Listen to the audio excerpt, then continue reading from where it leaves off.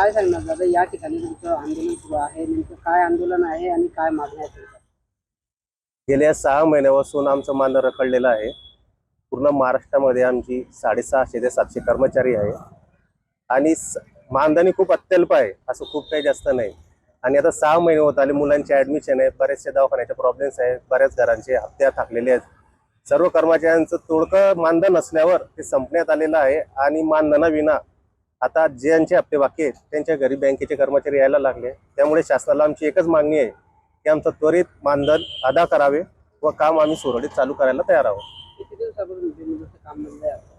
आमचं कालपासून पूर्ण बेमुदत काम करून काम बंद आहे. काम राहिलं. जोपर्यंत मानधन मिळणार नाही तोपर्यंत आम्ही काम बंद ठेवणार आहोत. जळगावमध्ये किती कर्मचारी आहेत? जळगावमध्ये जवळपास 25 ते 30 कर्मचारी येतात.